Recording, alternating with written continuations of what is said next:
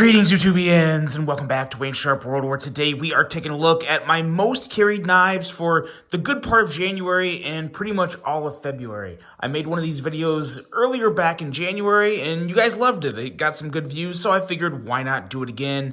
And this time it's really just as good. I did put them in order in terms of what I carried most. Obviously, these are my 5 most carried knives, so they're all getting pretty good pocket time. But the 2 at the top are getting significantly the most time in this particular video. Let's get right into it and take a look at the first knife up, and that is a Kershaw, and this is the Kindred. I just uploaded my review of the Kindred last week, but I've obviously had it for well before that time to send it through the review process, have it in the pocket, and I just really enjoy this piece. This is one of the best $50-ish knives Kershaw has ever come out with, and when it's rivaling a Civivi, that being the Altus, yeah, it's a good knife. I actually do prefer the Kindred over the Altus, primarily just for the overall ergos.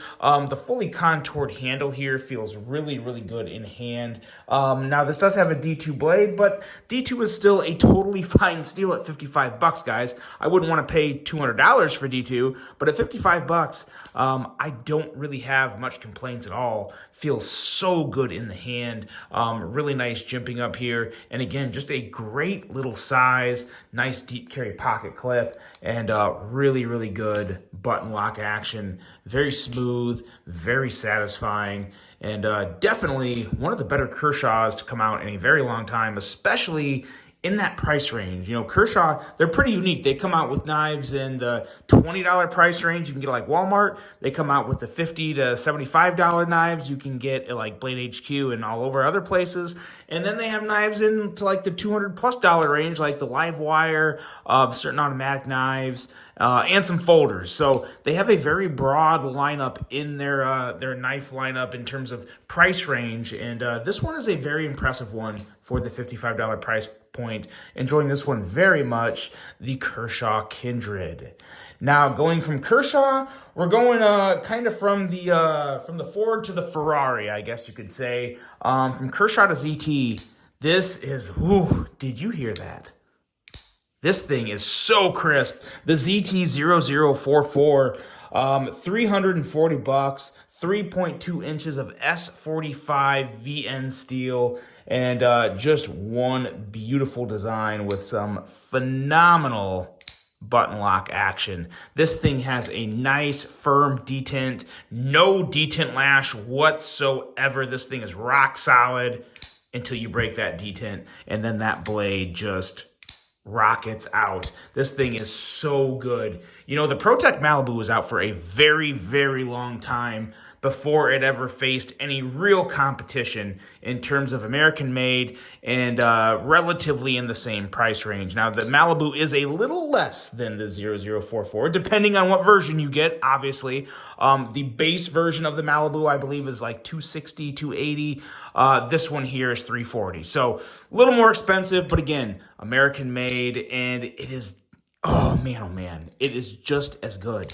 I really can't believe I'm saying it. I thought maybe, like, you know, after some more time in the pocket, more use, more exposure, maybe it would kind of lose its luster. The 0044 has not. It's held up. It still feels so good in hand, still looks really good. I am really looking forward to other versions, more variants of the 0044. Kershaw's going to have to do it. Or ZT's going to have to do it. They did such a good job making this knife. The one thing that ProTech has done really well is making lots of flavors and variants of the Malibu. So that's really the next way for the 0044 to compete with the Malibu, is just with more options. But this thing is so stinking good, and just an extremely enjoyable piece from a fidget factor standpoint and from just a general EDC standpoint. My opinion, it's safe to say the ZT's back with this one. I am really enjoying this and cannot wait to see which new variants are going to come to market. So that is ZT0044 coming in at number 4. And we're into the top 3 here. And third place is this guy right here. This is the Jack Wolf Knives Primo Jack. This has spent a lot of time in my pocket since it came out because, man, oh man, this is... I said in the review, it's easily one of the 2 best designs Jack Wolf has ever come out with, and I just really, really enjoy this classic, timeless design. It's so stinking good, so clean. You can carry this knife with you for anything, especially this wood version. It's just so, so classy, but also very modern and snazzy, sleek, excellent slicey blade. $350 for this guy, 3.3 inches of S90V, and man, oh man, some just perfect front flipping action. Front flipping or reach around. I honestly, the way this clip is set, it's just perfectly in the middle there. Man, oh man, that is satisfying, guys. That is so crisp, so good. The fuller works really well too, but I definitely love the front flipper a little more on this one. That reach around is crisp. This thing is just an absolute banger. Really, really loving the Primo Jack. And I like this little detail on the clip here too. So this is a satin flat on the clip, and then it's hard to see on the camera because if I get too close, it gets blurry. But down in here is kind of like a blasted area. So it's a little darker on that little inner line on the clip. It just gives it a really, really nice extra little touch. Carried this one so much, I caught a corner there, so I'm gonna have to buff that out. Got a little mark on there, but that is okay. Knives are gonna get some nicks on them when you carry them, and you carry them because you love them, guys. So stick them in the pocket. The Primo Jack is just one phenomenal piece, and it's definitely gonna be going back in my pocket here very, very soon. Next up here, number 2. This one was a shocker to me because I didn't think I would like this knife that much, and I turned out to just love it. Another Kershaw. This is the Broadside. Now, this guy here, this is one to where it really just fits what I look for in a knife. It's a bigger knife, but this crossbar lock is just ridiculously smooth. One of the smoothest crossbar locks I've ever handled. Now, again, a lot of that is just because of this bigger blade, guys. This is a 3.5-inch blade. Nice, a little slightly thicker than average. I think it's coming around 130, 135 thousandths. D2 steel on this. So it's got some weight, but man, oh man, this is just so stinking smooth. $75 for this guy, and that's a lot of knife for $75. Feels really, really good in hand. Another detail that I didn't mention in the review was the actual steel liners on the inside here. So a lot of other places, they would just go with, just like a stonewash steel liner, so it's a little more noticeable. I should have called it out in the review, and I didn't. I was a little disappointed with myself. But we have a coating on these steel liners that's kind of like, it's not bronze. At first it looks like bronze, but this is more of like an FDE color coating. And it's really nice because it just matches the brown on the handle really well.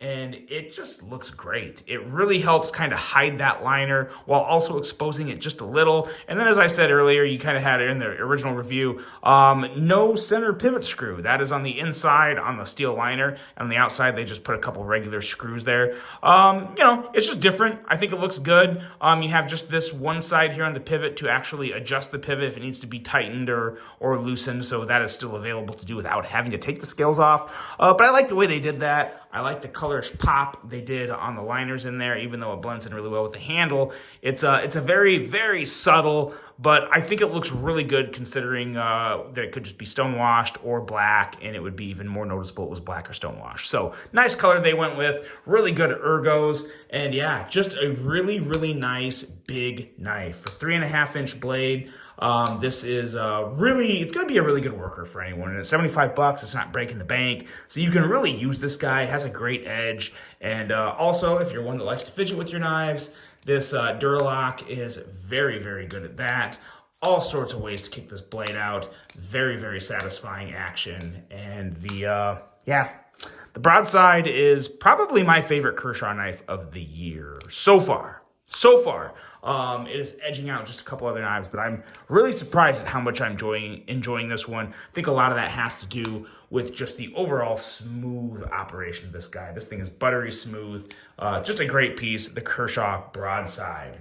Now, number 1, the knife I have been carrying most in the pocket is actually this guy right here. This is one of the other protos of my newest design that's going to be coming out with Artisan Cutlery here. Not 100% sure on exactly when. It's not too far out.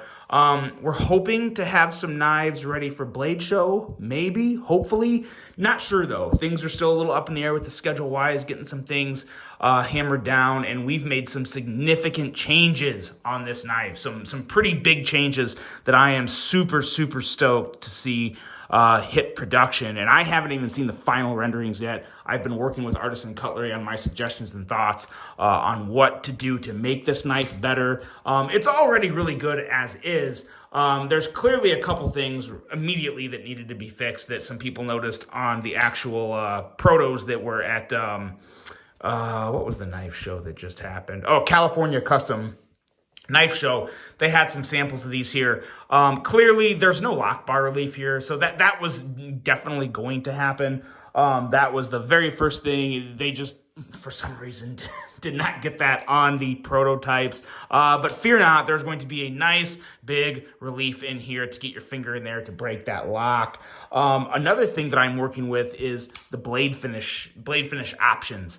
We're not going to do any stone-washed versions. There's going to be some black-coated blades. There's going to be some sand polish or what could look to be like satin. But then what I'm really hoping we can do, we're gonna do some testing and see if we can get it belt satin. Some belt satin on this guy would be fantastic. A viewer made that suggestion, and I thought it would look amazing with the big, tall, flat grind we have on here. It would be really nice to get a belt satin grind on the grind as well as the swedge up here. So we're going to try and shoot for that. So that's going to be an amazing thing. If you guys haven't noticed, Artisan Cutlery hasn't done a whole lot of belt satin grinds in the past. It's just something that's kind of troubled them in production. And, you know, it's fair. And it's kind of nice that they don't try to do something that they haven't really perfected yet. So we're going to try and perfect it. Or at least we're going to try and master it as best as we can. And hopefully add it to the Fragorock when it hits production.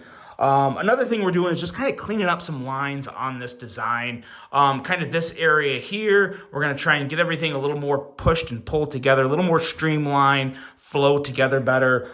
This area up here on the inlay, I don't like the way this looks. So we're going to kind of angle this off, basically kind of mirror this pointed area, kind of bring this point and reverse it over here to kind of mimic a same type of design up here on the inlay to give a little more uniform look up towards the top here. And hopefully bring a little more just of a uniform, clean look to the inlay area up here. And speaking of inlays, this guy is going to have an inlay on both sides. So I'm not going to give too much secrets away on that yet, but the production version of the Fragorock will have an inlay on the show side, kind of similar to what you see here, but then there will also be an inlay on this side, and it's just going to look so good, guys. I think I'm really excited for this knife.